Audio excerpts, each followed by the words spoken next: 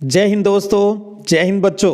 राजनीति विज्ञान विषय की क्लास में आपका स्वागत है और आज हम आपकी सेकंड बुक के 9वें चैप्टर भारतीय राजनीति नए बदलाव इस चैप्टर के कुछ महत्वपूर्ण प्रश्नों का अभ्यास करेंगे।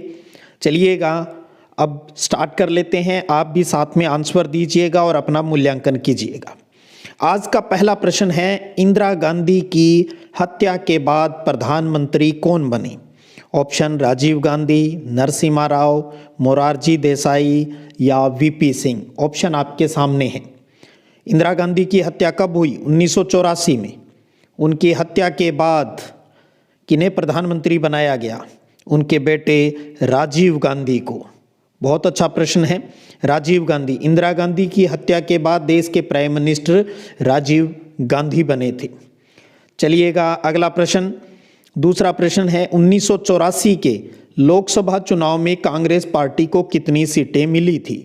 1984 में इंदिरा जी की हत्या के जस्ट बाद ही राजीव गांधी प्रधानमंत्री बने और उनके कुछ दिनों बाद ही 1984 में लोकसभा के चुनाव हुए थे, जो कि राजीव गांधी की अगुवाई में हुए और इसमें खूब भारी जीत मिली थी। कितनी सीटें मिली ये आपको इसमें बताना है। ऑप्शन आपके सामने लिखे हुए हैं। बिल्कुल सही, 415। अब तक की सबसे ज़्यादा कांग्रेस के द्वारा जीती गई सीटें थी 415 सीटें। उसके बाद अगला प्रश्न देखिएगा, क्या राजीव गांधी की हत्या कब हुई? ऑप्शन आपके सामने लिखे हैं। मई 1989, 90, 91, 92 कब हुई ये आपको बताना है। आपको अच्छे से पता है, लिटे से जुड़े श्रीलंकाई तमिलों ने उनकी हत्या कर दी थी जब राजीव गांधी चुनाव अभियान के सिलसिले में तमिलनाडु के दौरे पर थे। वो तिथि आपको बतानी है। बिल्कुल सही, मई 1991 में। मई 1991 में।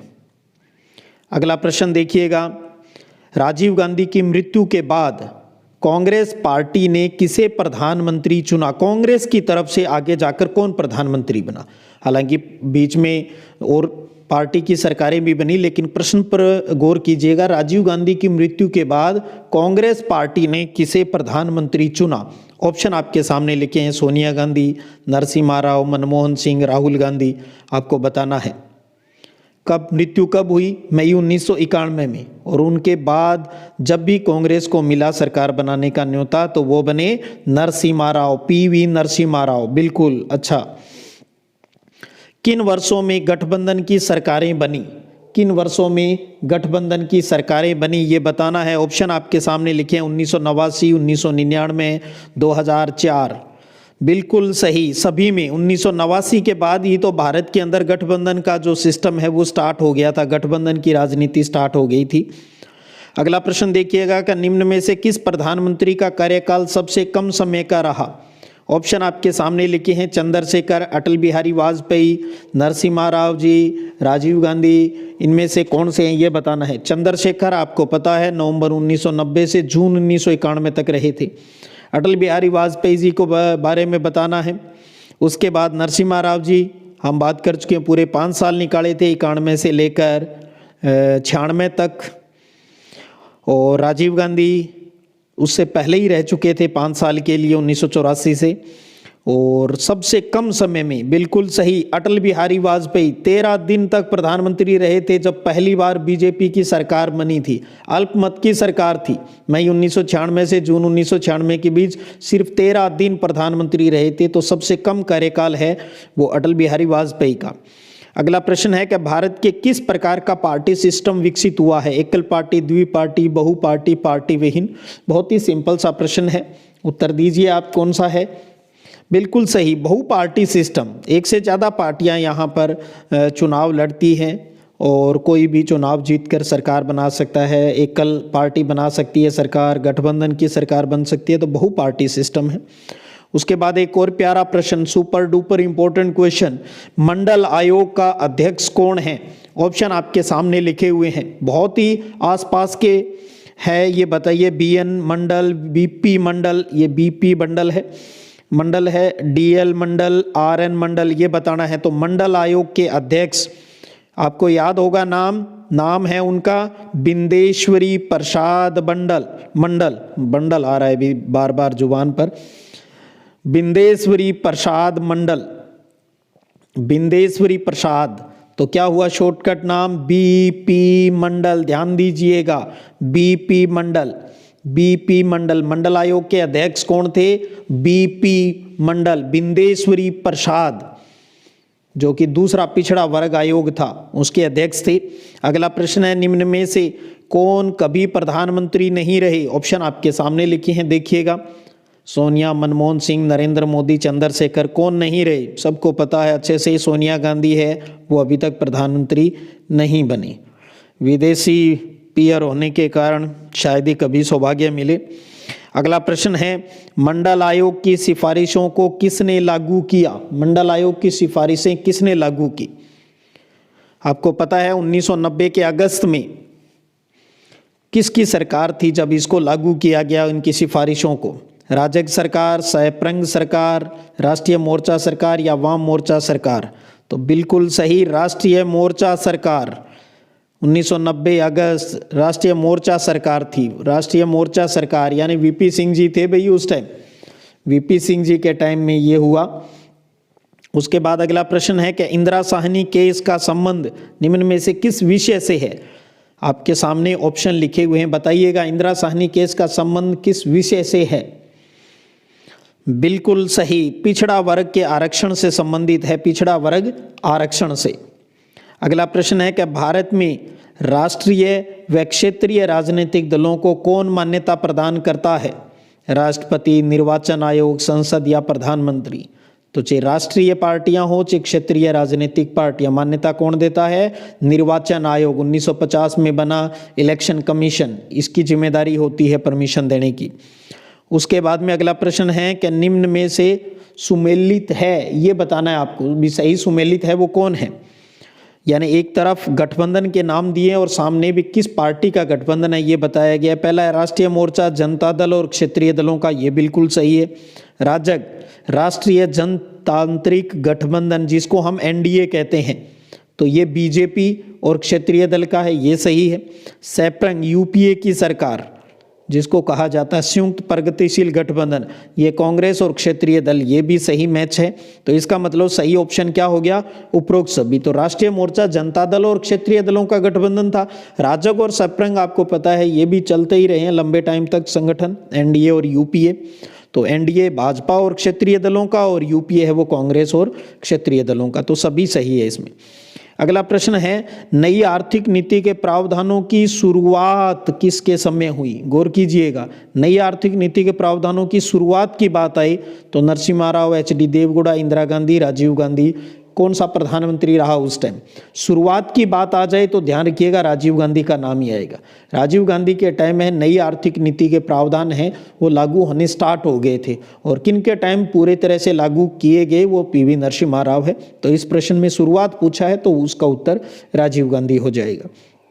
अगला प्रश्न है, मंडल आयोग ने पिछड़ी जातियों के लिए, पिछड़ी जातियां यानी अदर बैकवर्ड क्लासेस, ओबीसी के लिए शिक्षा संस्थानों और सरकारी नौकरियों में कितने प्रतिशत आरक्षण की सिफारिश की है?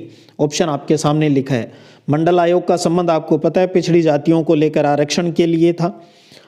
वीपी सिंह की सरकार थी उस टाइम, जनता दल और उन्होंने मिलकर राष्ट्रीय मोर्चा की जो सरकार बनी थी, उन्होंने इस सिफारिशों को लागू किया गया। कितने प्रतिशत है? बिल्कुल सही, 27%। ओबीसी को जो आजकल स्कूल, कॉलेज और नौकरी के अंदर जो 27% का आरक्षण मिलता है वो इसी मंडल आयोग की अध्यक्षता से प्राप्त हुआ था, इसकी सिफारिश से। उसके बाद है कि बामसेफ का गठन है वो कब हुआ?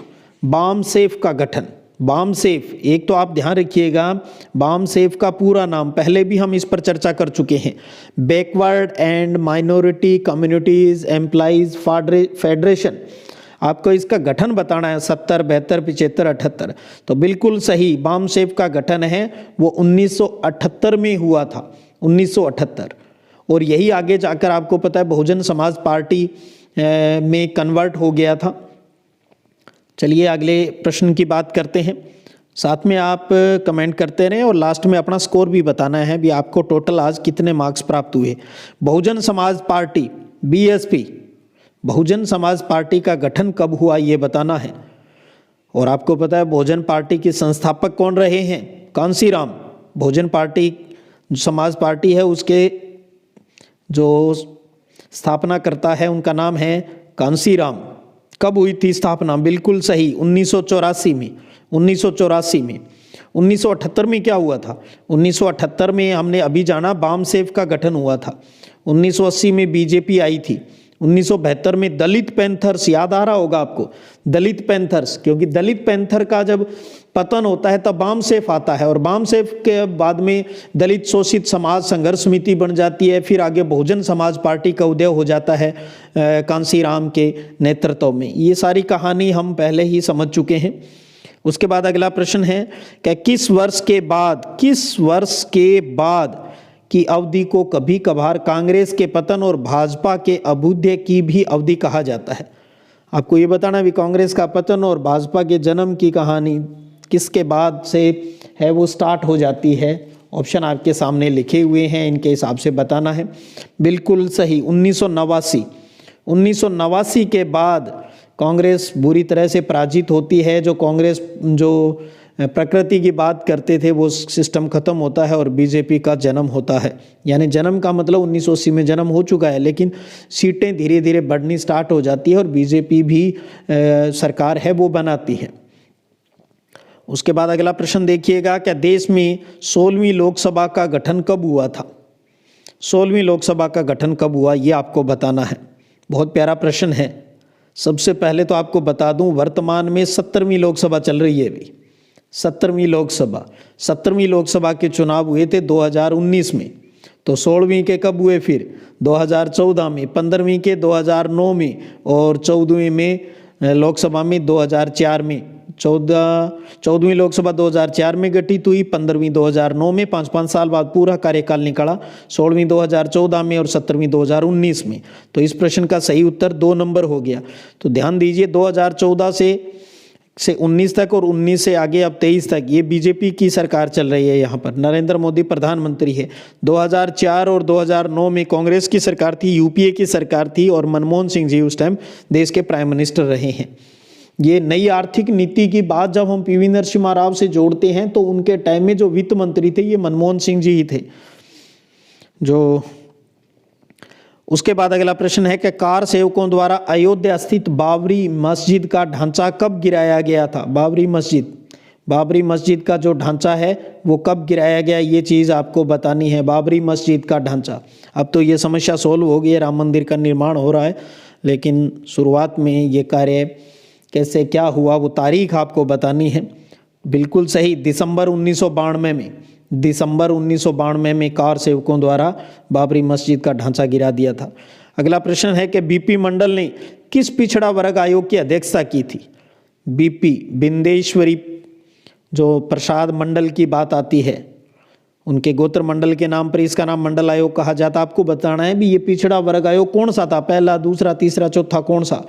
तो बहुत प्यारा प्रश्न है, ध्यान दीजिए, ये था दूसरा बीपी मंडल की बात जो हम करते हैं पिछड़ा वर्ग के लिए, दूसरा पिछड़ा वर्ग आयोग था।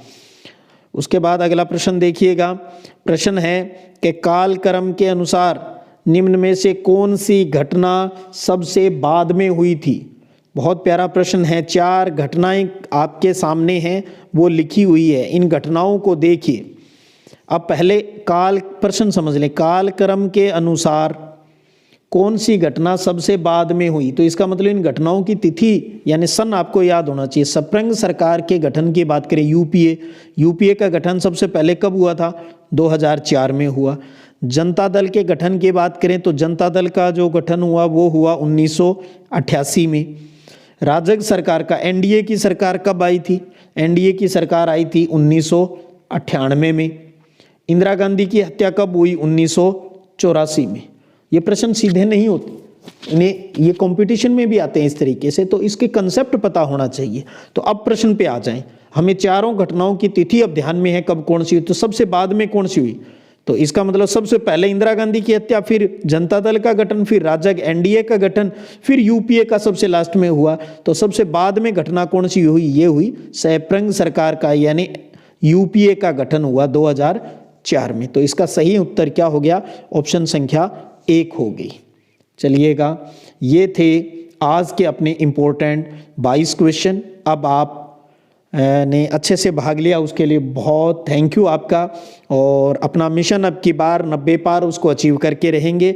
अब आप इतना ज़रूर कीजिएगा जल्दी से, आज 22 में से आपके पॉलिटिकल साइंस में कितने क्वेश्चन हैं वो सही हुए हैं। और साथ में एक आपसे निवेदन करूँगा, इस लास्ट चैप्टर के जो पीछे वाले जो क्वेश्चन हैं 1 से लेकर 7 तक, उनको आप अच्छे से तैयार कीजिएगा बोर्ड परीक्षा के लिए। चलिएगा, और भी अच्छी बातें हम अगले वीडियो सेशन में करेंगे। चलिएगा आगे बढ़ते हैं, फिर मिलेंगे, तब तक जय हिंद, जय भारत।